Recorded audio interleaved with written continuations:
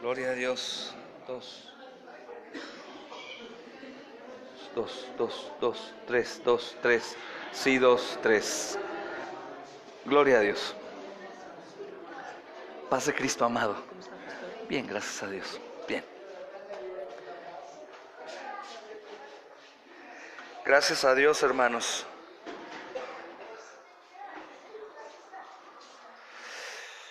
Bueno, como ya saben, creo que ya sabían, hoy, hermanos, comenzamos con un estudio nuevo que, calculando más o menos los tiempos, hermanos, será también aproximadamente 2 años, si Dios nos permite, si Cristo no ha venido. Gloria a Dios, ¿verdad? Y me da gozo, hermanos, poder terminar un estudio y comenzar otro. Es un privilegio que el Señor nos da y creo que debemos de agradecerlo, hermanos. Agradezco que estén los hermanos de León, la familia amada que está ahí conectada con nosotros, y que Dios nos permite a través de las redes sociales poder tener contacto, hermanos, y comunión, al menos por este medio. Supongo que los hermanos de la primera iglesia hubieran agradecido demasiado poder tener la herramienta. Imaginen al apóstol Pablo esperando noticias de Tito cuando escribió aquella carta severa a los Corintios, desesperado, pensando que la iglesia ya lo iba a mandar por allá a volar, que ya no querían que fuera su pastor, porque los había exhortado tan severamente que dijo, ya no me van a querer. Y esperó por varios meses hasta que el buen Tito fuera, los encontrara y le diera noticias. Pablo, ellos no están enojados contigo, al contrario, están arrepentidos y quieren que vayas a verlos. Qué bendición. Gloria a Dios, hermanos. ¿Sí saben de qué manera regañó el apóstol Pablo a los Corintios o no? La carta severa, imagínense. Ahora somos como cantaritos de barro, de Tonalá. Los que no sepan qué o dónde es Tonalá, es un lugar aquí en donde venden artesanía y manejan mucho el barro. ¿Es Tonalá o Tlaquepaque? Tonalá. El barro es tierra, tipo de tierra, y hacen artesanía. Y ahora, si alguien exhorta como el apóstol Pablo, pues casi nos están corriendo las iglesias o la gente se va. Pero no va a ser la ocasión. Ahora vamos a ser edificados no a través de la exhortación, sino a través de la doctrina de Cristo, hermanos, de la doctrina de Dios. Y este estudio lleva por tema, durante todo el estudio, fortaleciendo nuestra fe. Es del mismo tema del congreso que tendremos, hermanos, del congreso que tendremos en abril, que ya saben que están todos invitados. El congreso que tendremos en abril. Y nos vamos a basar en el Evangelio de Juan, capítulo 17, versículo 3. Durante todo el estudio vamos a estar leyendo este versículo, hermanos. Y en el momento que el Señor quiera lo comprenderemos a fondo. 17.3, Juan 17.3.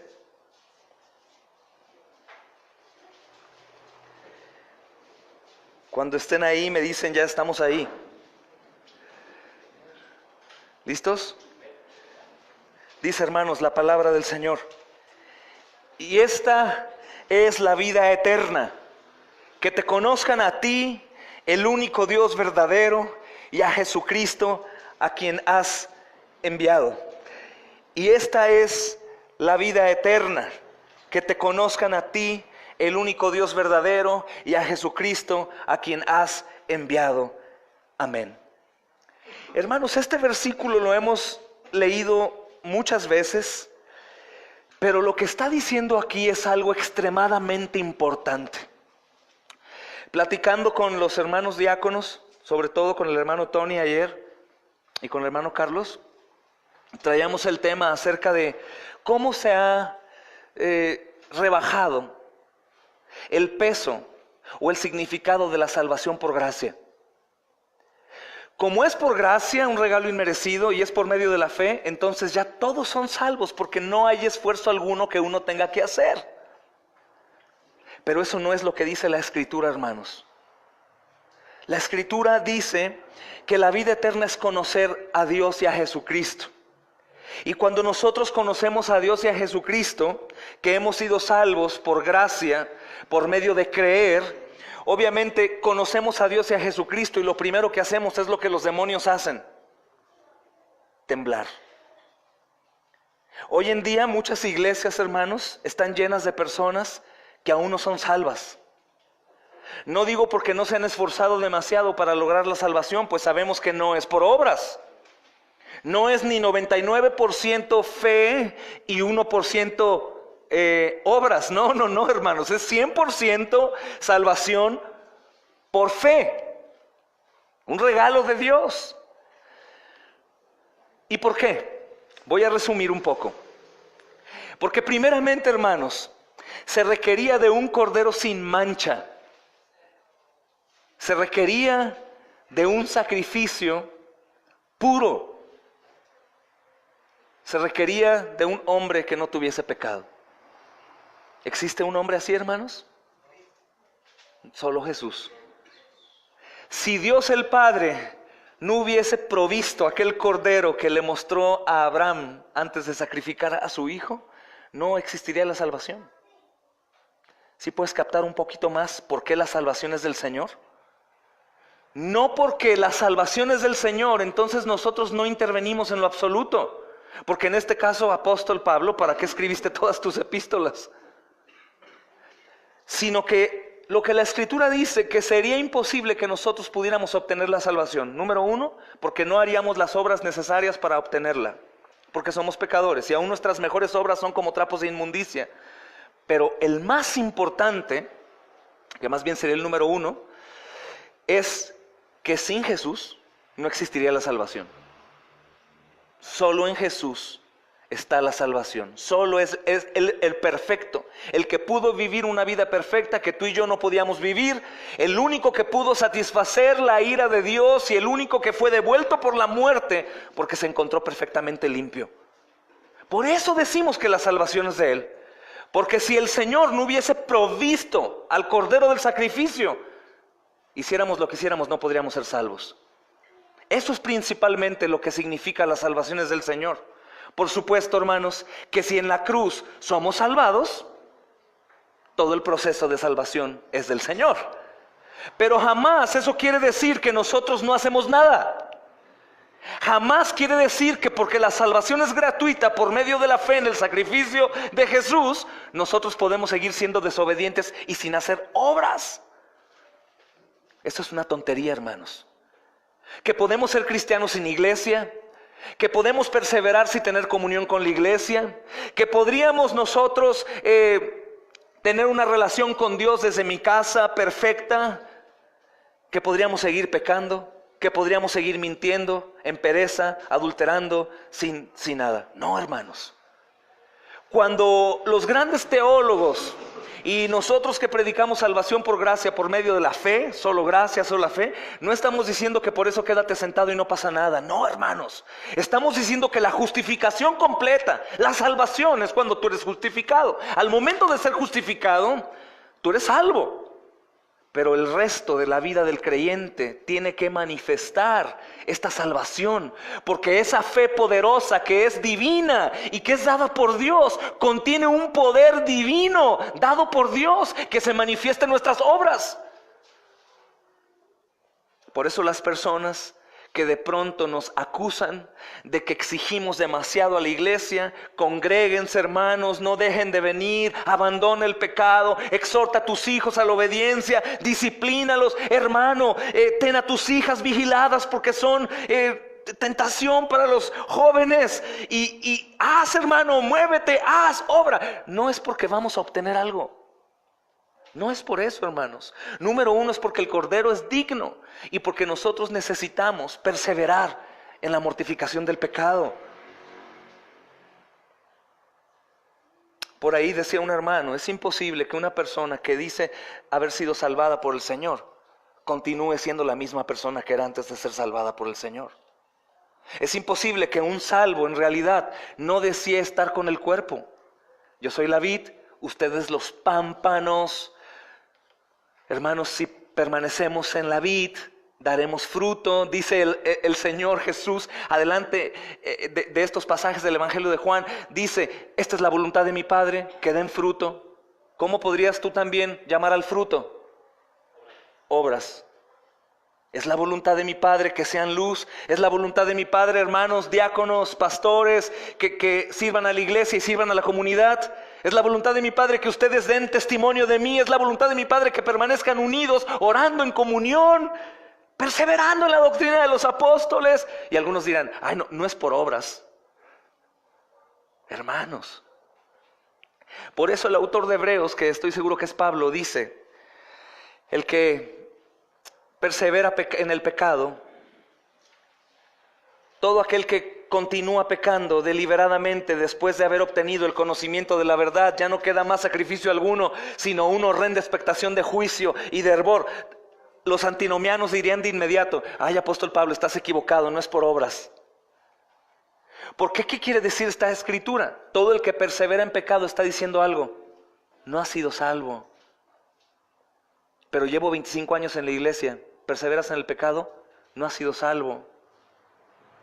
Probablemente no matas, probablemente no robas, no violas, no secuestras, pero probablemente sí no estás perseverando en la doctrina de los apóstoles, en la comunión con los santos, en la santidad. ¿Saben qué es santidad, hermanos? Santidad casi siempre se imaginan que es no robar, no matar, no fornicar, no adulterar, no fumar, no tomar. ¡No!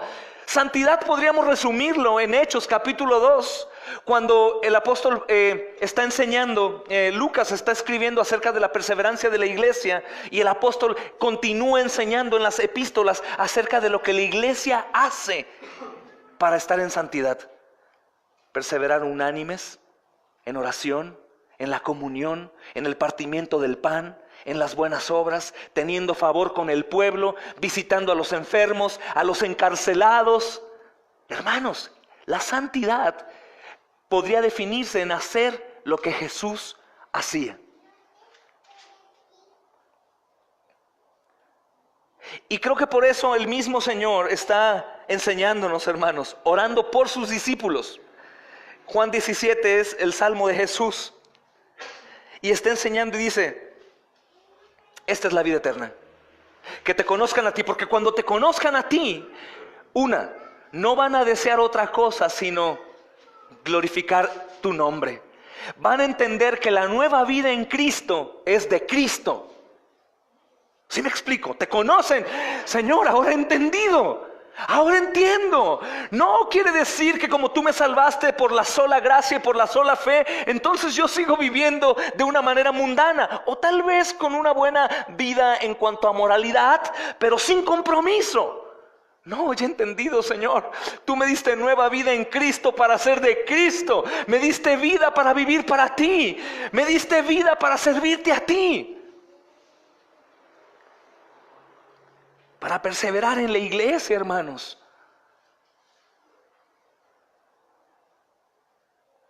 Para continuar juntos, apoyándonos, exhortándonos. Me decía hoy el hermano Alberto de Capilla de Milpillas, ahí estamos, pastor, para apoyarnos unos a otros. Y brilla la santidad. Eso es un cuerpo de Cristo, hermanos, que está en una tierra que aborrece a Cristo.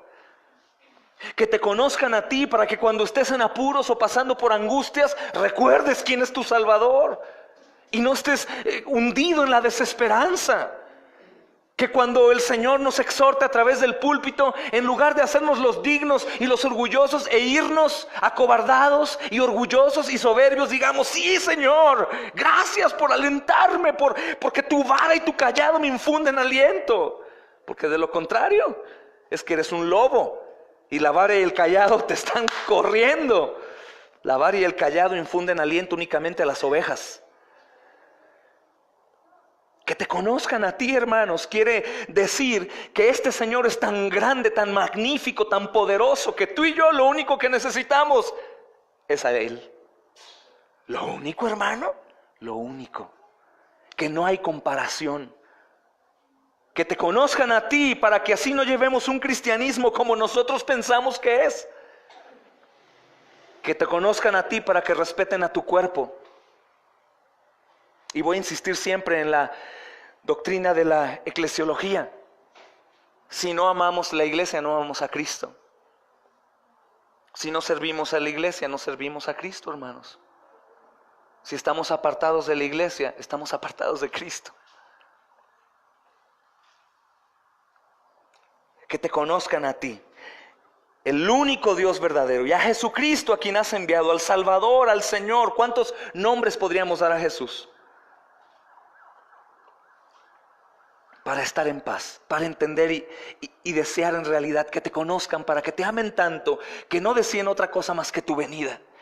Que te conozcan para que te amen tanto que no deseen otra cosa más que servirte, mortificar su pecado, no porque vayan a ganar algo, sino porque tú eres digno de que tu iglesia viva en santidad.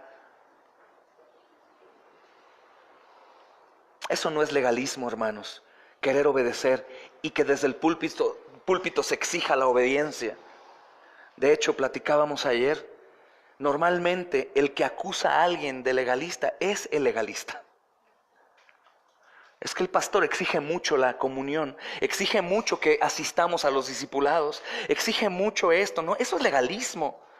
No, al contrario, legalista eres tú, que estás diciendo con pesar que te están exigiendo ir a donde el Señor dice que vayas. Que te conozcan a ti, para que estemos quietos. Dice el Salmo 46, quietos y conozcan quién es el Señor.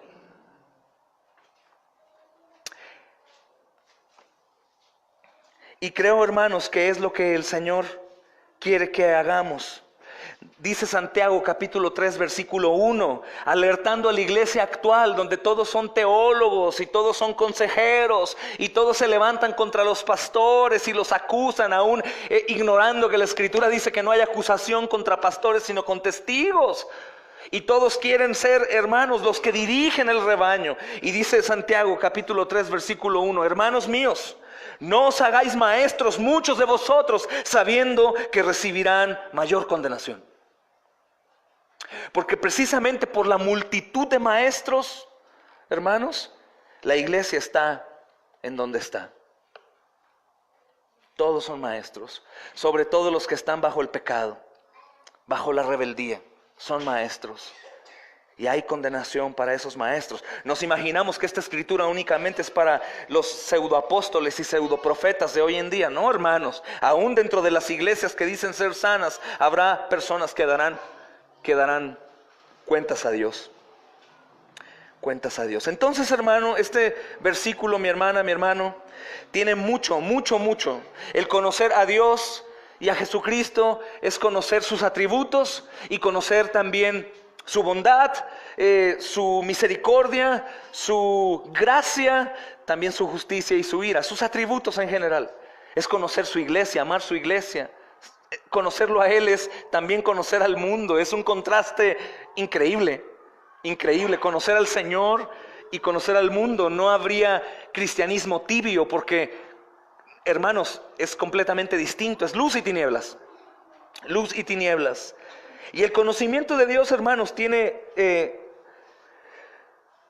en la Escritura prácticamente todo el peso. Es decir, la Escritura está mostrando a una persona, es a Cristo, a Jesús. Toda la Escritura está anunciando a Él. Jesús es Dios. Es el único Dios verdadero, hermanos. Y manifiesta su poder hasta su revelación en el Apocalipsis, cuando vuelva a venir otra vez. De eso se trata, conocerlo. Estamos vivos para conocerlo, hermanos, porque en el momento que una persona lo conoce, en ese momento nunca quiere dejar de conocerlo. Es decir, nos discipularemos hasta que Él venga, hermanos. Hasta que Él venga. En este estudio veremos algunas cosas que ya hemos visto antes. No importa, hermanos, las seguiremos viendo porque jamás vamos a llegar a comprenderlo. De hecho, cuando llegamos a conocerlo cada vez mejor, también nos vamos abandonando un poco a nosotros mismos, conociendo que Él nos ha comprado, hermanos, por totalidad. Entonces la intención de este estudio, hermanos, es conocer al Señor. Conociendo al Señor vamos a fortalecer nuestra fe, hermanos, nuestra fe. Y en este primer capítulo precisamente hablaremos de esto. El subtema es el conocimiento de Dios. El conocimiento de Dios, el mayor de los conocimientos, hermanos. ¿Dónde deberíamos nosotros de comenzar o dónde comienza un creyente su estudio del cristianismo? La respuesta es simple, hermanos, aunque no siempre es obvia para todos. El cristianismo se trata primera y principalmente acerca de la persona y de la obra de Dios. Escucha esto. ¿Dónde debe comenzar un creyente su estudio del cristianismo? En Dios. Normalmente esto se desconoce y empezamos con nosotros. Esto es el evangelismo actual. Decíamos de algunas marchas y campañas que se hacen para ganar millones en un día. Ellos lo único que hablan de Cristo es del amor de Cristo. El amor de Cristo. Pero de eso no trata, hermanos, lo que tenemos nosotros que buscar cuando somos nuevos creyentes o cuando evangelizamos. Nosotros simplemente, hermanos, tenemos que hablar de Cristo, de la persona de Dios.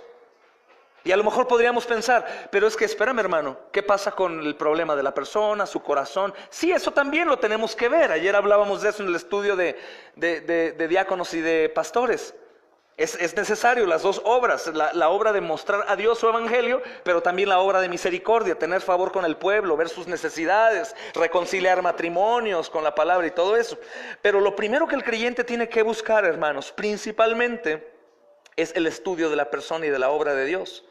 Por lo tanto, hermanos, para no entrar en contradicción, vamos a empezar nuestro estudio con eso. Vamos a conocer al Señor. Y durante estos 2 años que calculo yo que tendremos de estudio, pues vamos a conocer a Dios, hermanos. Es triste para muchos, pero el cristianismo no trata de nosotros, trata de Él. De hecho, la guerra que tiene la iglesia y muchos de nosotros es que luchamos con Él. Pero el asunto aquí es que no luchamos contra Él. ¿Contra quién creen que luchan normalmente aquellos que no quieren entregarse al Señor? Presente. Los pastores son los culpables. Los predicadores somos los culpables de la exhortación, de la exigencia, de todo, de todo, hermanos, ¿no? Porque obviamente las personas siempre van a decir, yo con Dios estoy bien, con el pastor es con quien lo traigo frito. Ni modo que se pongan a pelear con Dios, hermanos, ¿no? Algunos sí, se sienten Jacob y pelean en sus mentes literal con Dios. Pero ese es el asunto, que el cristianismo no trata de nosotros, sino trata de Dios. Y eso es lo que lastima mucho, hermanos, hoy en día a la iglesia, que las exigencias de los apóstoles en sus epístolas precisamente hablan de la obediencia y de la respuesta, diciendo en resumen, hey, mis amigos, no se trata de ustedes, se trata de Él. Y eso es algo con lo que luchamos. Y por eso debemos comenzar nuestro estudio, hermanos, y lo continuaremos con ello. Vamos principalmente a introducirnos, hermanos, al estudio y al conocimiento de la obra de Dios. Por eso hablaremos de la doctrina de Dios, como una sola doctrina, aunque hay muchas dentro de esto, hermanos. Miren de acuerdo a Jeremías capítulo 9, y acompáñenme por favor. Jeremías capítulo 9, versículo 23 al 24. Jeremías 9, 23 al 24. Fíjense ahí, hermanos, ¿cuál es el conocimiento más importante y esencial que pueda tener una persona? Y si quieren decirlo en voz alta, no hay ningún problema, hermanos. Lo vamos a hacer durante estos 2 años a manera de seminario. 9, 23 y 24, escuchen. Así dijo el Señor, no se alabe el sabio en su sabiduría, ni en su valentía se alabe el valiente, ni el rico se alabe en sus riquezas. Mas alábese en esto el que se hubiere de alabar, en entenderme y conocerme que yo soy el Señor, que hago misericordia, juicio y justicia en la tierra, porque estas cosas quiero, dice el Señor. Salmo 115, 1 dice, ¿verdad? No a nosotros, oh Dios, no a nosotros, sino a tu nombre gloria por tu misericordia y tu verdad. El gran pleito de la iglesia, hermanos, con el cristianismo bíblico es con su Señor.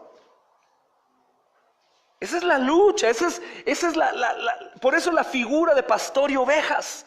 La oveja nunca deja de ser oveja, hermanos. La oveja no muta, ¿verdad? No se convierte de oveja a un loro australiano oveja siempre. Y la oveja siempre, hasta su vejez, sigue siendo oveja.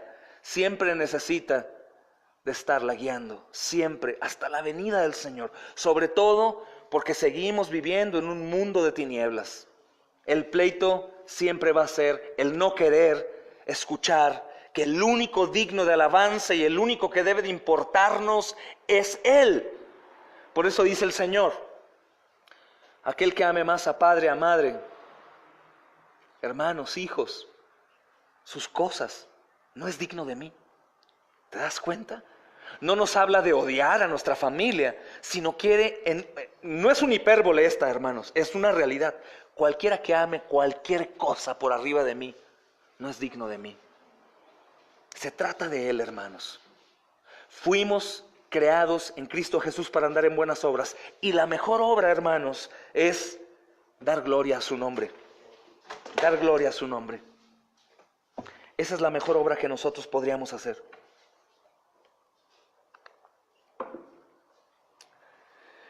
Los atributos de Dios, hermanos. Bueno, para el que no sepa a qué nos referimos con atributos o qué quiere decir atributos, se refieren a sus características fundamentales. La mayoría de estas divinas, solamente de Él, solamente suyos, sus atributos. Son características fundamentales, permanentes e inmutables. Que sobra. Al decir permanente, decimos que son inmutables. Es decir, ¿quién es Él realmente? Esto es los atributos. ¿Por qué la situación de las iglesias hoy en día está como está? Porque no conocen a Dios. No conocen a Dios. Esto no siempre, aunque algunos lo han dicho, es culpa de los pastores. Porque tú, como oveja, tienes recursos.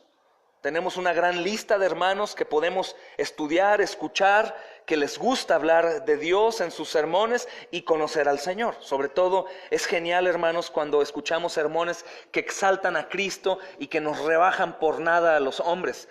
Porque la carne, aún siendo salvos, es dada a inclinarse por aquellas cosas que nos hacen sentir bien o que nos dan la razón.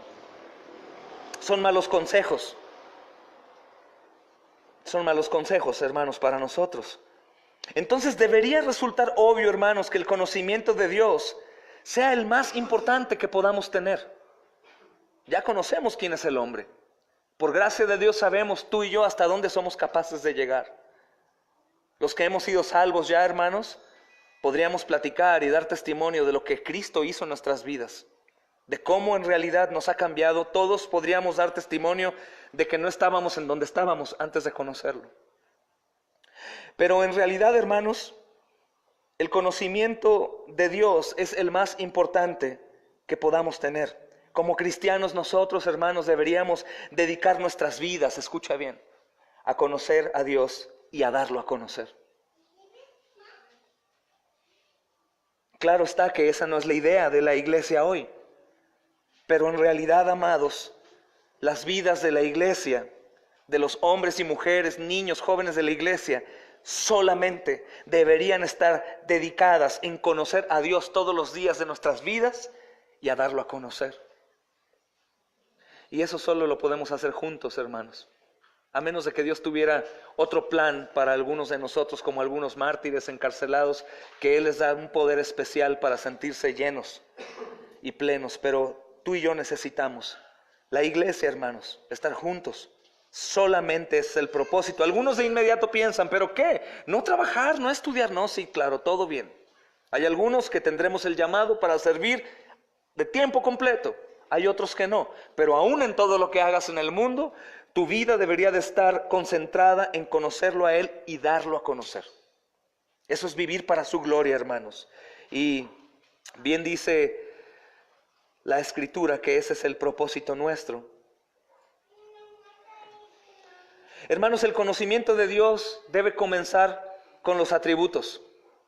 Esto es extremadamente importante para quitarnos la mente que tenemos muy retorcida en su mayoría de, bueno, yo pienso, yo creo. Eso es terrible. Bueno, está bien, la iglesia hace esto, pero yo pienso que, o bueno, yo creo que Dios no es así, Dios me conoce. Dios sabe, pues, ¿por qué yo no estoy ofrendando? O Dios sabe por qué yo no estoy sirviendo, por qué no evangelizo. Él sabe, Él me conoce. No, hermanos, el conocimiento de Dios debe de comenzar con sus atributos para que primeramente las vidas de la iglesia estén rendidas a Él sin ningún pretexto. Que cuando Él llama, yo diga, heme aquí. Cuando Él dice no, sea no. Cuando Él dice sí, sea sí, hermanos. La falta de conocimiento lleva a los hombres a la falta de obediencia, de servicio, de adoración. Pero conocer los atributos, hermanos, no es lo único, no se detiene ahí. También incluye esto, el estudio de esto, hermanos, el conocer su voluntad. Si yo no conozco todos los atributos de Dios, no conozco a Dios. Porque si conocemos en parte algunos atributos, hermanos, Dios es Dios y es completo. Si yo conozco en parte, conozco un Dios en parte. Es importante, digo, por eso a veces somos criticados por decir las verdades que algunas iglesias que dicen ser cristianas no son cristianas porque no conocen a Dios. Enfatizan tanto en el amor. Imagina un ecualizador. Un ecualizador puede moverse arriba abajo, ¿ok? Los atributos de Dios podríamos, por dar este ejemplo, ponerlos al mismo nivel. Y así está Dios: amor, misericordia, gracia, paz, bondad, justicia, ira, santidad. Todo al mismo nivel. Pero cuando alguno tiene la osadía, por conveniencia, por torcer la escritura, aún sin mala intención, sube un poco los volúmenes, ya no es el mismo Dios, hermanos. Entonces, todo aquel que tenga un acomodo o un nivel distinto en los atributos de Dios no conoce al Dios verdadero. Eso es doloroso. Ahí nuevamente entramos con que, no, hermano, pero es gracia, es creer. Sí, tú crees en otro Dios y esa gracia no es la gracia verdadera. Por eso insisto, Juan 17, esta es la vida eterna, que te conozcan a ti. Que te conozcan a ti. Entonces, no solamente es conocer sus atributos, hermanos, también incluye conocer su voluntad. Imagínense dimensionar al grado Dios su señorío. Imagínense que la iglesia en el mundo, hermanos, en realidad dimensione señorío de Dios. Es decir, supremacía, soberanía, todo poder. Y que Dios dice instrucciones a su iglesia y la iglesia no lo hace. ¿Cuál es la respuesta? ¿Cuál sería nuestro argumento de defensa? ¿Cuál sería? Díganme, hermanos, por favor, ¿qué se les ocurre? Dios dice que hagamos esto y nosotros sacamos un montón de escritos que dicen, bueno, no, es que sí, es que esto, es que el otro, es que el otro. ¿Por qué crees que nos defenderíamos ante eso? Por no conocerlo. Por no creer que en realidad su señorío es supremo, es soberano, es todopoderoso, que es extremadamente justo, que es santo, hermanos. Aún en la iglesia actual, que piensa que es la iglesia sana, se ha rebajado por completo y se ha hecho un Dios de bolsillo que me comprende. Señor, es que hoy no puedo. Señor, es que no tenía tiempo. Señor, es que estaba enfermo. Señores, en realidad nos imaginamos un Señor así, hermanos, que diga, ay, no, yo te comprendo. No tengas cuidado, yo te entiendo. No, hermanos. Que obviamente eso lastima, claro, lastima primeramente. Yo les compartí en un mensaje, el primer sufrimiento del creyente es tener que abandonar su señorío.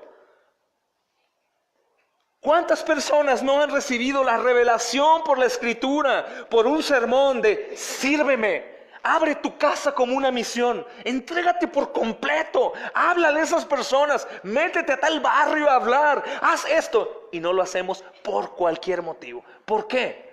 Porque no dimensionamos el señorío de Dios. Hermanos, aún creo que nuestros hijos dimensionan más nuestro señorío en casa. Te dije que no, Matías. ¡Ah! Y cuando Dios nos dice a nosotros, tú me entiendes. Eso es verdad. No es exageración. Exageración, hermanos, es que nosotros digamos conocer a Dios y vivamos como si no lo conociéramos. Entonces el conocimiento de Dios comienza con sus atributos, pero no se detiene ahí, también incluye el conocimiento de su voluntad. Miren qué nos exhorta el apóstol Pablo en Efesios capítulo 5, versículo 17, hermanos. Miren bien ahí con atención. Escuchen, por tanto, no seáis insensatos, sino entendidos de cuál sea la voluntad del Señor. No sean insensatos, sino sean entendidos de cuál sea la voluntad del Señor. Pero ahora, hermanos, estamos en realidad en un peligro. Y quiero que no olviden nada más lo que dije al inicio. Quiero que no traten de huir de estas verdades, porque la salvación es por gracia, por medio de la fe. Porque siempre va a ser una defensa que Satanás va a usar para aquellos que somos insensatos. No, te estás clavando, la salvación es por gracia, por medio de la fe. No es eso. No, hermanos. No, esta es la vida eterna, que te conozcan a ti. Insisto, lo que pasa es que la salvación por gracia, por medio de la fe, se ha hecho tan diminuto que nos permite vivir como nosotros queramos, sin importar la voluntad de Dios. Por eso dice el apóstol Pablo, no sean insensatos. Miren el versículo 14, por lo cual dice: despiértate tú que duermes y levántate de entre los muertos y te alumbrará Cristo. Mirad pues con diligencia cómo andas. Ay, apóstol Pablo, no es por obras. Yo ya soy salvo. ¿Qué no ves que soy uno parte de la iglesia? Y tú me dices que sea diligente y que me fije cómo ando. ¿Eso es de obras? Las obras no son para mí. No, hermanos. La iglesia tiene la exigencia de ser luz y manifestar la obediencia a su Señor. Hermanos, no porque un señor haya comprado un amo, un grupo de esclavos y les haya pagado por adelantado, no quiere decir que esos esclavos ya no van a hacer la obra. No, a mí ya me pagaron, yo ya. A mí mi amo me pagó todo el año completo, yo ya no voy a trabajar. Claro que no, hermanos. No es así, dice el versículo 15, mirad pues con diligencia cómo andéis, no como necios, sino como sabios. Y esta palabra sabios, hermanos, no habla de aquellos hombres búho con todo el conocimiento de todas las cosas, sino aquellos que han entendido lo que viene a continuación. ¿Has entendido cuál es la voluntad del Señor? No dudes. No dudes en darte, no dudes en servir, no dudes en entregarte por completo, no dudes aún en abandonar lo que te separa de la comunión de Dios, aun que esto suene muy radical. Yo lo he dicho, hermanos, si alguno de nosotros tenemos una actividad que nos separe del cuarto mandamiento, que aunque somos salvos por gracia, estamos en la exigencia de cumplirlo, hermano, ora, hermana, ora. No me importa que te molestes conmigo, ora, clama, que el Señor te permita poder guardar ese mandamiento, porque es su voluntad, no dejarme de congregar jamás. Esa es la voluntad del Señor. Dice también en el Evangelio de Juan Jesús, esta es la voluntad de mi Padre, que lleven mucho fruto. Ay, Jesús, no es por obras, es por gracia. No, hermanos, es la vida de la iglesia. La iglesia, lo que ha pasado, que se ha moldado al mundo. Antes era perseguida, hermanos, la primera iglesia, porque iba en contra del mundo. Pero ahora no somos perseguidos, ¿por qué crees? Porque vamos con el mundo. Solamente con una camisa de te amo, Jesús. O con nuestras calcamonías de la iglesia en el coche, hermanos. Pero igual. ¿Por qué están persiguiendo a nuestros hermanos que están en el pizarrón? Porque van en contra del mundo, hermanos. Haciendo la voluntad del Señor. Entendieron su llamado personal, particular y privado. Y dijeron, ya he entendido. Esta es la vida eterna, que te conozcan a ti. He entendido su voluntad. Conozco a Dios, sus atributos, pero también conozco cuál es su voluntad. Por eso Efesios 5:17 el Señor dice a través de Pablo, por tanto, no sean insensatos, entiendan cuál es la voluntad del Señor. Entiendan cuál es la voluntad del Señor.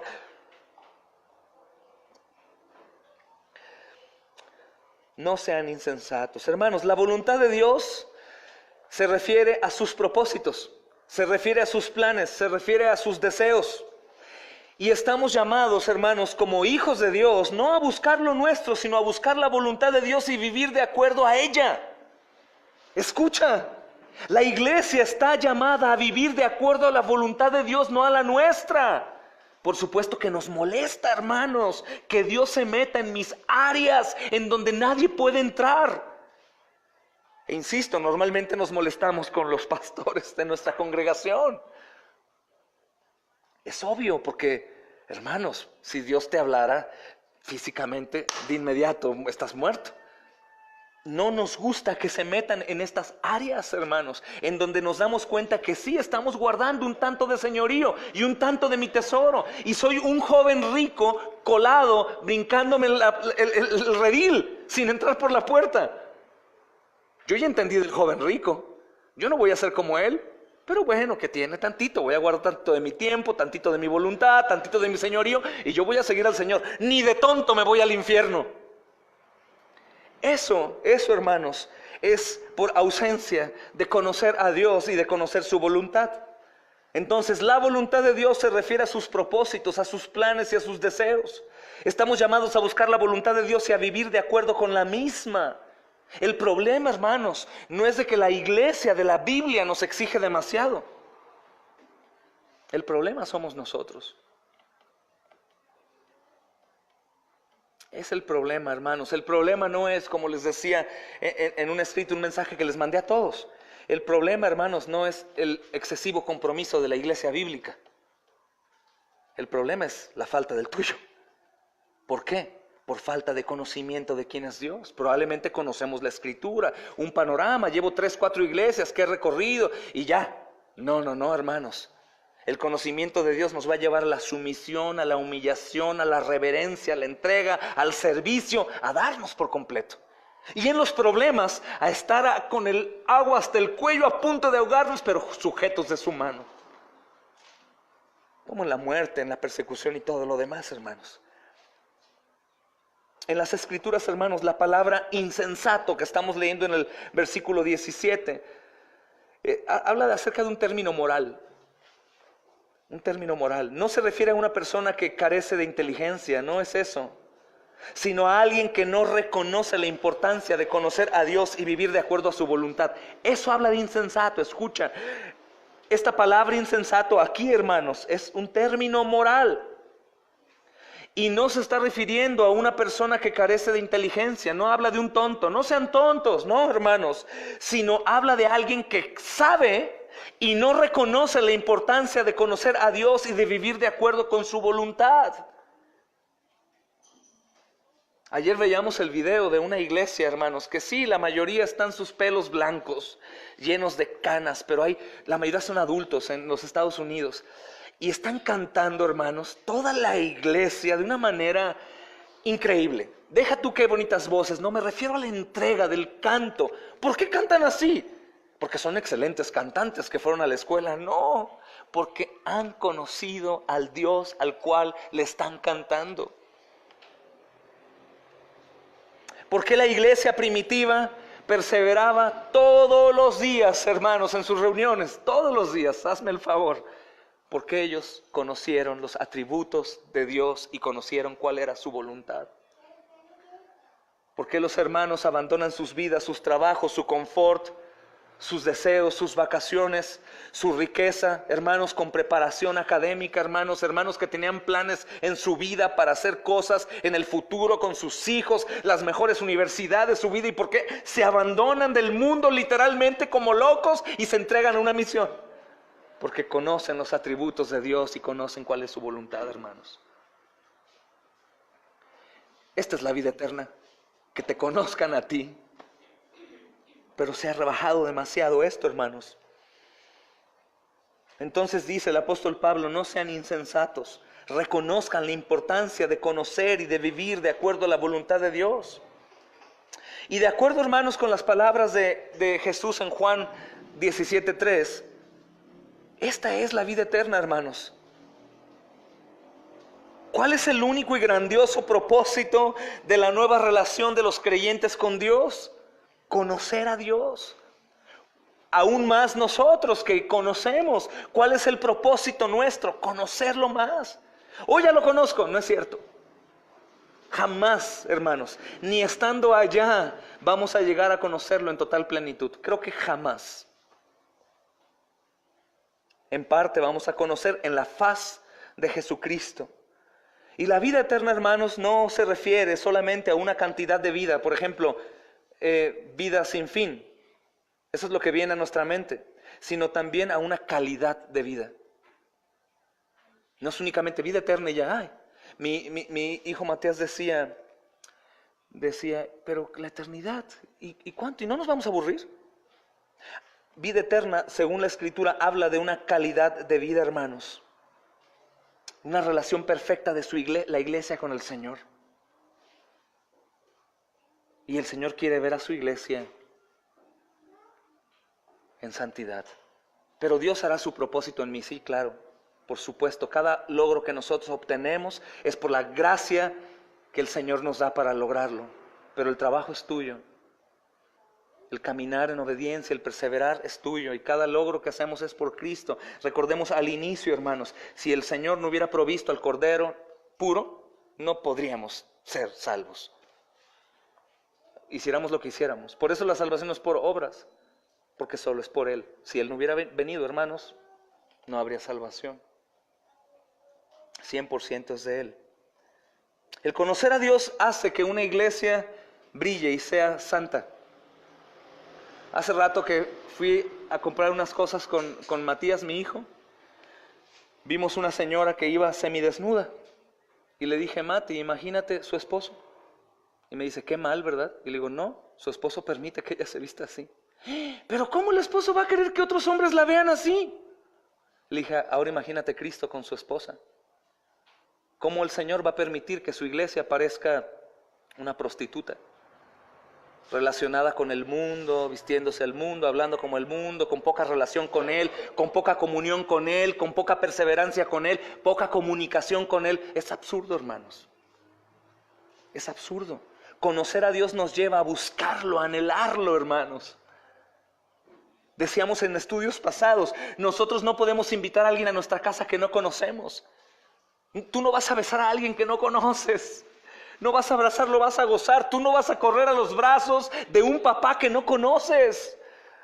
No vas a deleitarte con una persona que no conoces. No te enamoras de alguien que no conoces. Esta es la vida eterna, que te conozcan a ti. Y es esto, hermanos.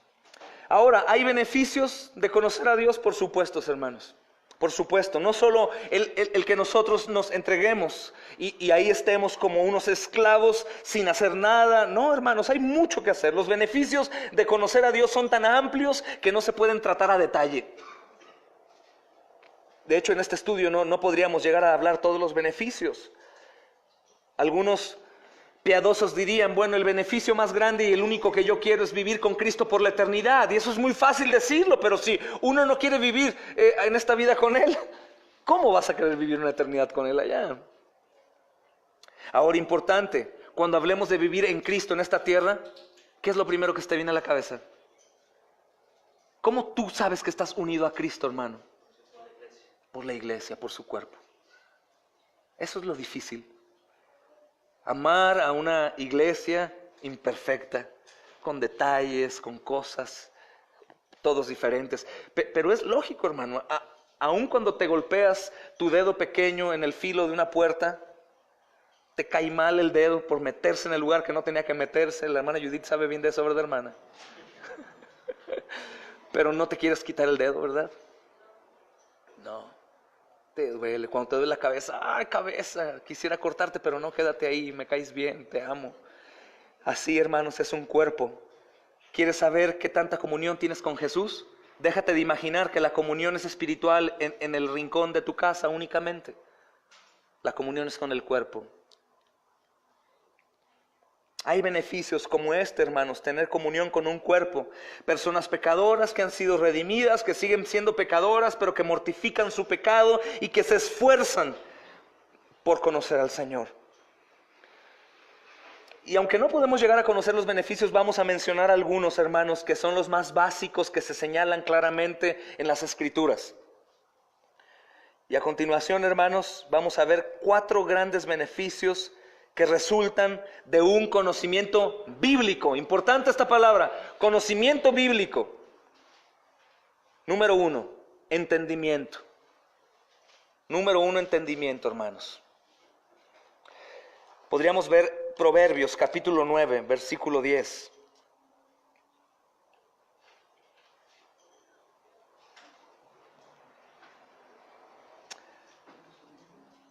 Proverbios capítulo 9, versículo 10, dice, hermanos: el temor del Señor es el principio de la sabiduría, y el conocimiento del Santísimo es la inteligencia. El temor de Jehová es el principio de la sabiduría, y el conocimiento del Santísimo es la inteligencia. Amén. Quiere decir, hermanos, que es necesario tener una visión correcta. No a medias, una visión correcta de Dios, para entonces tener una visión correcta de todo lo demás. ¿Me doy a entender? Si no tenemos la visión correcta de Dios, es por eso que no tenemos la visión correcta de todo lo demás. Y por eso somos un tanto tibios, o un tanto irresponsables, o un tanto irreverentes, y cualquier otra cosa, hermanos, que es parte aún del humano caído, y que aún así el Señor nos ha amado siendo pecadores. Pero es necesario tener una visión correcta de Dios, hermanos, para entonces tener una visión correcta de todo lo demás. Y solo a la luz de un verdadero conocimiento de Dios podemos tener un entendimiento efectivo de la realidad. Solamente así, hermanos, a la luz de un verdadero conocimiento de Dios, puedo tener un entendimiento efectivo de la realidad, especialmente, hermanos, con respecto a quiénes somos. Eso es muy importante, quiénes somos, a nuestras necesidades y el propósito de nuestra existencia. Hablando de quiénes somos, ¿sabes lo que hace los sermones juiciosos, domingo a domingo, miércoles a miércoles, viernes a viernes, con el pueblo de Dios? Es golpear una roca, hermanos, hasta que esa roca reviente y salga todo. Que nos lleve el Señor a un arrepentimiento genuino. No podemos olvidar lo que compartíamos del libro El Evangelio según Ruth acerca de Jacob. ¿Cuánto tiempo Jacob sabía que era de Dios? ¿Cuánto tiempo él sabía de Dios, hermanos? Y a pesar de ello, no lo conocía. Y fue hasta que fue roto a través del mismo poder de Dios, y lo deja incapacitado por completo, que de pronto Jacob dice, después de mucho tiempo: soy Jacob. Sí, yo sé que tú eres un usurpador, un ladrón, un mentiroso, un cobarde, pero ahora te llamaré Israel.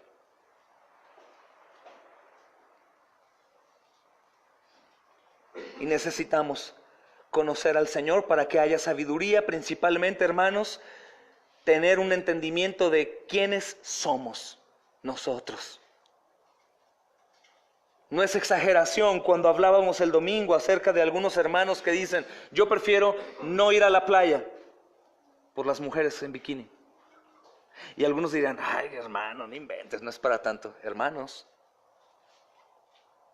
o yo mejor prefiero no ir a tal reunión porque caigo ahí en la tentación del alcohol y estoy luchando, Dios está sanándome. Ay, hermano, no pasa nada. Cuando conocemos en realidad lo corrompido que somos y lo fácil que caemos, hermanos, en la tentación. Es una confesión que únicamente puede llegar por ser rotos por el conocimiento de Dios. Realmente soy infiel a Dios. Realmente no soy el que Dios merece que yo sea. Realmente no deseo al Señor de mañana, de madrugada, de noche, de tarde. No lo deseo. No me levanto en la mañana adorando al Señor. Señor, ¿por qué me quieres a mí, Señor? No, yo no merezco de ti. Hermanos, esto viene por el conocimiento. El conocimiento del Santísimo. Es lo que se refiere en cuanto al culto racional. Alguna traducción de Romanos 12 dice culto inteligente. Tú entiendes quién es, te presentas como un sacrificio. Dice el apóstol Pablo a los filipenses: no me importa entregarme como libación, es decir, derramado en el fuego para que el humo suba. No me importa. ¿Por qué? Porque él conoció al Santísimo y recibió inteligencia, y su culto es inteligente. No hay no podría hacer nada más que entregarme por completo, porque todo lo que yo pudiera reunir o en parte no es suficiente. Tengo que entregarme por completo y ni aún podría llegar a darte lo que tú mereces. Entonces, es necesario tener esta visión correcta, hermanos, especialmente con respecto a quiénes somos, a nuestra verdadera necesidad. Mi necesidad en realidad no se llama trabajo, dinero, provisión, casa segura, familia. No, eso no es, hermanos. Eso es la necesidad del mundo. Claro que hemos sido contaminados y creo que en este tiempo Dios está obrando de una manera hermosa y está reformando a la iglesia. Algunos se han enfocado más en la reforma como tal que en la misma eclesiología. Pero creo que a la iglesia de Cristo, que se perdió por la cultura, por el modernismo, por mismo Roma que tomó el ejemplo del gobierno para su estructura eclesiástica y todo eso, está rompiéndose y la verdadera iglesia está entrando a la verdad. No somos del mundo, hermanos. Esta no es nuestra tierra, no es nuestra casa, no es nuestra morada eterna. No hay nombres de nosotros aquí en algunas moradas que el Señor preparó. Todo es allá arriba, hermanos.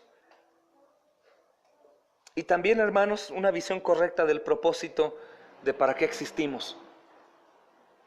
¿Quiénes somos? ¿Cuáles son nuestras necesidades? Recuerda que cuando sea necesidades es lo necesario para nosotros. No lo que queremos y deseamos, sino lo necesario y el propósito de mi existencia. Entendimiento número 1. Número 2, confianza o fe.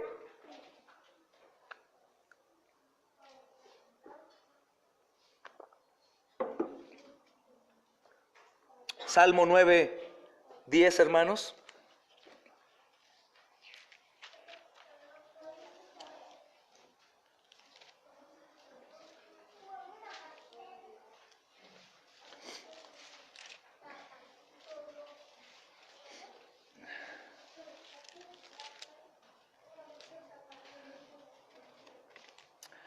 Dice, en ti confiarán, ¿quiénes? Los que conocen tu nombre, por cuanto tú, oh Señor, no desamparaste a los que te buscaron. En ti confiarán los que te conocen. En todos los sentidos, hermanos. Recuerda que estamos hablando de beneficios. ¿Es un beneficio conocer al Señor? Por supuesto. Porque en los momentos de tener que ser obedientes, vamos a ser obedientes conociendo su señorío. En los momentos de angustia, hermanos, de necesidad, de pobreza, de enfermedad, de muerte, vamos a conocer quién es aquel que es nuestra fortaleza, nuestro pronto auxilio, nuestra roca firme, nuestro abogado. Y nos gozaremos en medio de cualquier cosa, hermanos, sabiendo que Él es soberano, que Él ha decretado todo, que Él conoce todos los días que tenemos en nuestra habitación de esta tierra, hermanos. Confianza o fe. Los que te conocen van a confiar en ti, los que conocen tu nombre, los que confían en ti es porque conocen tu nombre. Y en las Escrituras, hermanos, el nombre de Dios es una referencia a Dios mismo. No sé si habías notado eso. Cuanto más conocemos de Él, es decir, su carácter perfecto y su poder ilimitado, más nosotros podremos creer y confiar en Él en cada aspecto de nuestras vidas. Entre más conocemos de Él en cada aspecto de nuestras vidas, hermanos, vamos a ser bendecidos. Piensa en un ejemplo muy básico. ¿Cuál es el regalo más asombroso que la humanidad puede recibir, hermanos? Cristo, la salvación, ¿no? Es algo asombroso un Señor Jesús que nace de una virgen, ¿no? ¿Tú lo crees? Lo has llevado a tu vientre y lo has tenido y a tu cabeza y de una virgen. ¿Qué? ¿Te ha asombrado esa idea? Ahora vivir una vida santa, morir en la cruz de la manera horrenda que estaba escrita, resucitar. ¿Resucitó? ¡Qué increíble! Y a lo mejor creemos en eso y estamos bien, hermanos. Pero ¿qué tal cuando hay alguna necesidad de cumplir, que nos impide cumplir la voluntad de Dios? Supongamos, el Señor me dice, vuelvo al domingo, que es muy importante, debes de congregarte el día domingo. Debes de congregarte el día domingo, es un mandamiento. ¿Quién te ordena el mandamiento de congregarte? Ok. ¿Qué pasa con los que no pueden congregarse el domingo? no por enfermedad. Hay casos que de plano sí no se puede. Pero ellos dicen que sí lo conocen, que han sido salvados por gracia, que Él tiene el poder para llevarlos de vida, de muerte a vida. ¿Me explico? ¿O qué tal, por ejemplo, con los que nos quedamos sin dinero algún día? Y abres tu despensa y tu refrigerador y no hay absolutamente nada de comer. Nada, ni un pesito. No sé si a alguien le ha pasado que tenga que rascar en sus cajoncitos o en las bolsitas pesitos. Nosotros sí, hermanos, gloria a Dios. ¿Y qué sucede ahí? ¿Qué hago? ¿A dónde voy? No. ¿A quién le pido? Pero sí crees que el Señor te ha salvado de la muerte a la vida eterna, que nació de una virgen y que resucitó. ¿Te das cuenta? Conocer a Dios, hermanos, nos lleva a confiar en Él. No únicamente en lo supremo. Es una locura decir que confiamos en lo más grande y no confiar en lo pequeño. El mismo Señor que nos manda a confiar en Él no va a ponerse enfrente y nos va a decir, no, te engañé, es mentira, no es cierto. No hay pan para ti todos los días. No te voy a ayudar a cumplir mis mandamientos. No te voy a poner el pie. No, es que de verdad yo quiero, hermano Claudio. Yo quiero ir a tu casa, al estudio. Es importante para mi crecimiento como hombre. Quiero ir, pero ¿qué crees? El Señor no quiere que vaya, hermano. ¿Me explico? El conocer a Dios, hermanos, es extremadamente importante porque cada vez que lo conocemos más, hermanos, su carácter perfecto, su poder ilimitado, nosotros podemos creer y confiar más en Él en cada aspecto de nuestras vidas. ¿Qué es lo que sucede? ¿Por qué podemos confesar, creer en una salvación tan gigante y en las cosas pequeñas no? Es una locura, hermanos, ver cuántas cosas Dios dice que yo debo de hacer y confiar en Él. Y les digo, no puedo, no he podido, no lo he logrado, pero en eso sí. ¿A qué me puede llegar? Mi mente me puede llevar a pensar, ¿no será que por ahí hay algo de pecadillo en donde lo único que no quiero es irme al infierno y quiero aferrarme a la idea de que hay una esperanza de que yo no me pueda condenar? Porque si creemos en lo grande, hermanos, creemos en lo pequeño. Es lógico. Entonces imaginen qué belleza poder confiar en realidad en el Señor. No únicamente en la provisión, sino poder confiar que Él es un Señor, que es un Salvador. Imagínense poder vivir plenamente y entender lo que quiere decir el apóstol Pablo cuando dice regocijaos. Otra vez digo, regocijaos.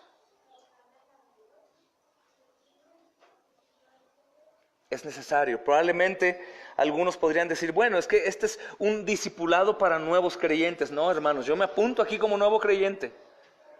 Porque fallamos todos en muchas cosas en cuanto a decir que conocemos al Señor. Número 3, dijimos que número 1 es entendimiento, número 2, confianza o fe, número 3, fortaleza espiritual. Fortaleza espiritual, hermanos.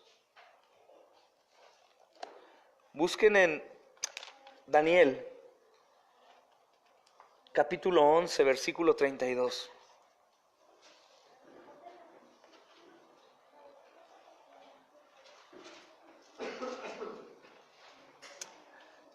Escuchen bien, nuevamente, con referencia al actuar, al responder, al confiar. Dice el versículo 32 del capítulo 11. ¿Estamos ahí? Dice, con lisonjas seducirá a los violadores del pacto, mas el pueblo que conoce a su Dios se esforzará y actuará. El pueblo que conoce, es decir, no te esfuerzas, no actúas, oh mi hermano, no conoces a Dios. No conoces a Dios. Entonces vivir la vida cristiana, hermano, sí requiere de esfuerzo. ¿La obra la hizo el Señor? Por supuesto, la hizo Él. No puedo robarle gloria en absolutamente nada. Para empezar, Él tiene latiendo nuestro corazón, hermanos. Pero vivir la vida cristiana requiere esfuerzo. Y este esfuerzo, gloria a Dios, está más allá de nuestras propias fuerzas y Él lo sabe. Pero mientras más conozcamos a Dios, hermanos, seremos más fuertes espiritualmente y estaremos más dispuestos y capacitados para vivir activamente para Él, sin importar los obstáculos. Entre más conozcamos a Dios y la condición del hombre y cómo es el mundo, menos cerraremos nuestra boca, menos ignoraremos la condición de los perdidos, más confiaremos en que una palabra suya bastará para sanar y nos esforzaremos en vivir para su gloria. Aún debe de preocuparnos mucho cuando dedicamos más tiempo, escuchen bien, sobre todo la iglesia, pues creo que en la totalidad hacen escuela en casa todos aquí. Cuando dedicamos más tiempo al estudio secular que al del Señor. Que nuestra carne demanda, los padres tenemos miedo. ¿Y si muero y mi hijo no termina su carrera? ¿Y de qué va a vivir? ¿Y qué van a hacer? No conocemos a Dios. Porque si conociéramos al Señor, nos esforzaríamos en Él y solo en Él, buscando su reino y su justicia, sabiendo que Él es fiel para cumplir a su promesa de que todo lo demás será dado por añadidura. Conocemos en parte, yo sé. Pero esa parte que el apóstol Pablo dice que debemos de conocerlo o se nos es permitido conocerlo, en esa parte, hermanos, es al límite a donde tenemos que ir. No dudar de nada. Claro que estamos envueltos por un cristianismo muy mediocre y por un mundo muy pesado, pero no dudes en quién es Dios. Dirás, no, yo no dudo. Sí dudas. Sí dudamos, hermanos. No debemos de dudar cuando nos sorprenden cosas terribles. Se salen los planes de Dios de control, o de pronto hay un nuevo guión en mi vida que no estaba escrito y fue ahí de pronto, o Dios no sabe lo que hace. No, hermanos, Él está al control absolutamente de todo, en realidad, y literal debe ser cáete en mis brazos. Y es el esfuerzo que tenemos que hacer, hermanos, conocerlo a Él, porque no está en nuestras propias fuerzas el vencer en este mundo, hermanos. Pero mientras más conozcamos a Él, más fuertes vamos a ser espiritualmente. Y estaremos más dispuestos en un mundo hostil y muy peligroso para los cristianos, hermanos. Pero vamos a estar capacitados para vivir activamente en Él. Y te prometo algo, entre más le conozcamos, más nos preocupa que mis hijos conozcan a Dios, a que coman. Y más vamos a correr a la iglesia que al doctor cuando están enfermos, hermanos.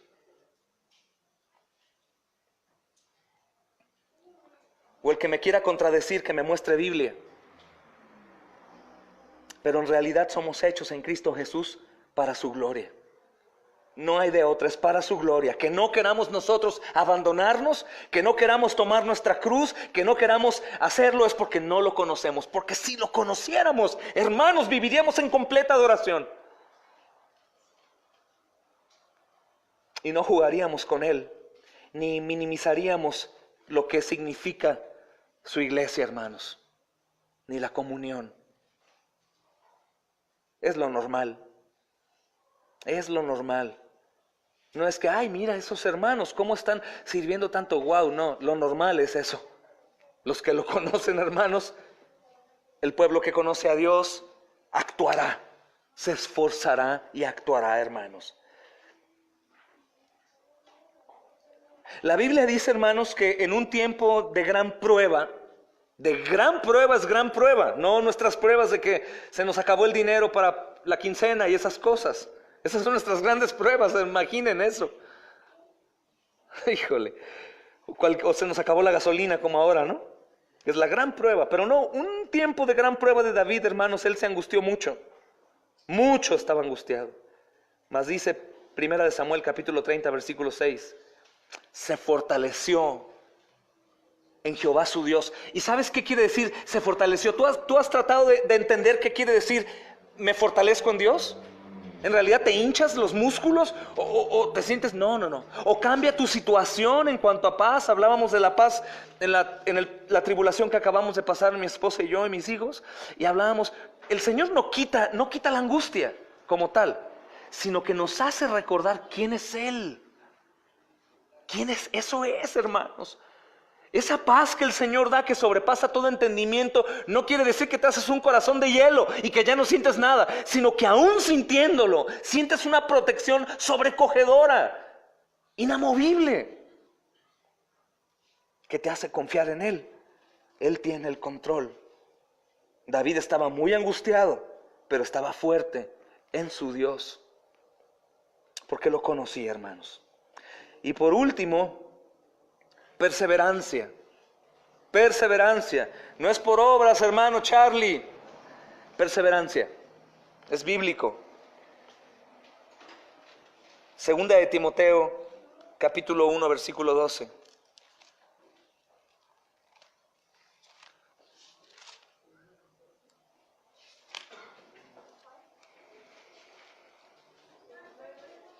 Segunda de Timoteo, capítulo 1, versículo 12.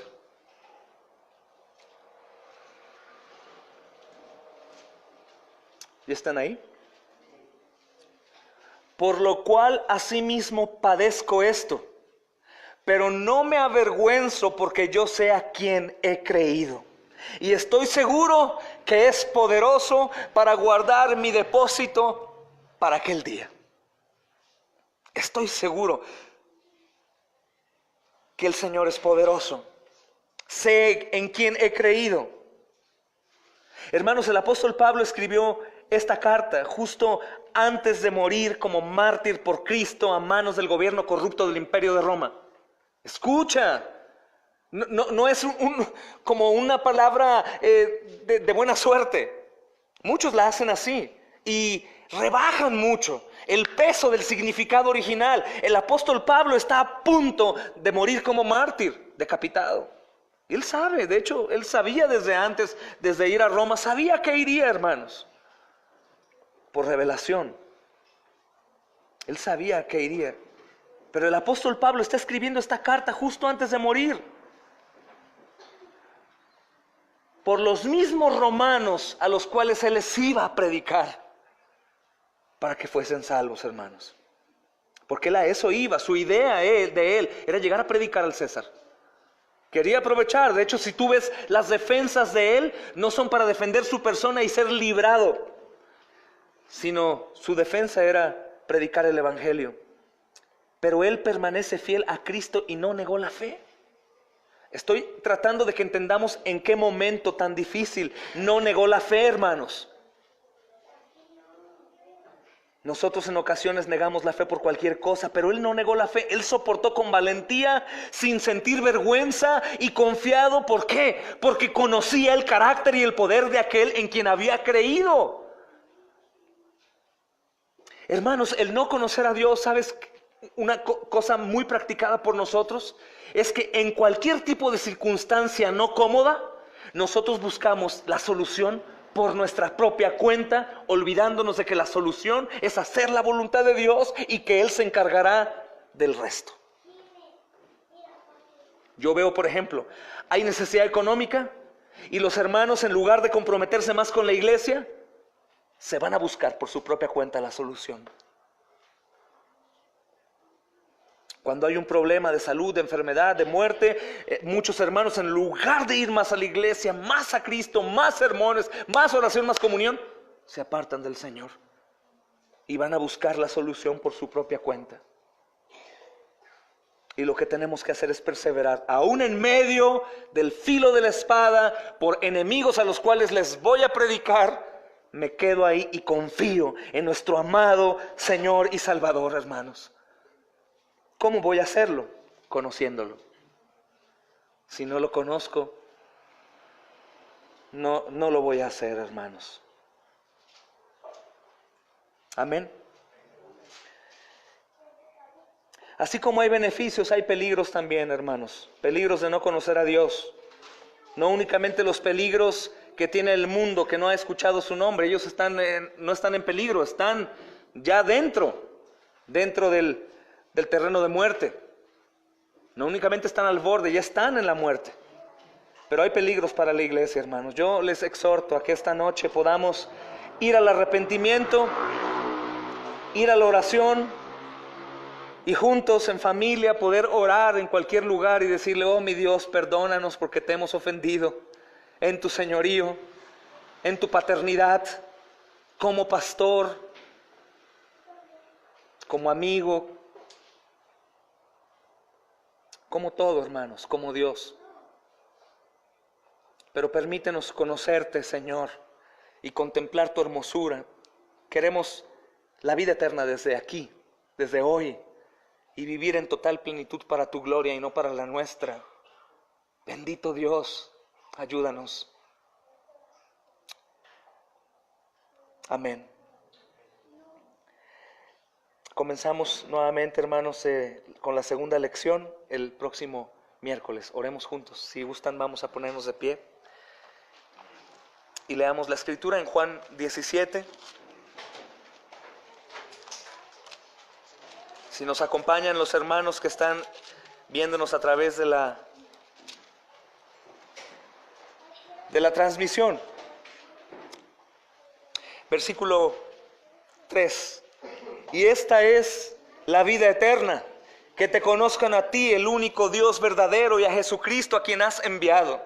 El Señor dijo, hermanos: yo te he glorificado en la tierra, he acabado la obra que me diste que hiciese. Ahora pues, Padre, glorifícame al lado tuyo con aquella gloria que tuve antes de que el mundo fuese. He manifestado tu nombre a los hombres que del mundo me diste. A nosotros, hermanos, tuyos eran y me los diste y han guardado tu palabra. Ahora han conocido que todas las cosas que me has dado proceden de ti, porque las palabras que me diste les he dado, y ellos las recibieron y han conocido verdaderamente que salí de ti y han creído que tú me enviaste. Yo ruego por ellos, no ruego por el mundo, sino por los que del mundo me diste, porque son tuyos. Y todo lo mío es tuyo y lo mío es tuyo, y he sido glorificado en ellos. Y ya no estoy en el mundo, mas estos están en el mundo, y yo voy a ti. Padre Santo, bendito mi Rey, a los que me has dado, guárdalos en tu nombre, para que sean uno, así como nosotros. Cuando estaba con ellos en el mundo, yo los guardaba en tu nombre. A los que me diste, yo los guardé, y ninguno de ellos se perdió, sino el hijo de perdición, para que la escritura se cumpliese.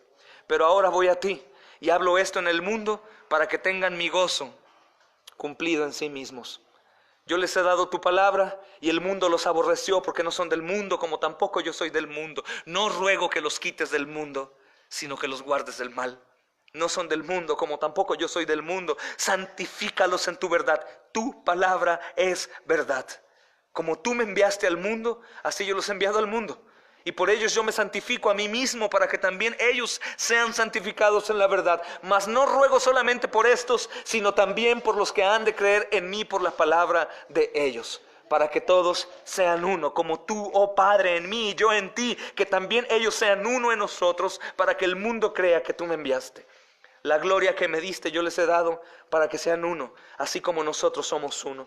Yo en ellos y tú en mí, para que sean perfectos en unidad, para que el mundo conozca que tú me enviaste y que los has amado a ellos como también a mí me has amado.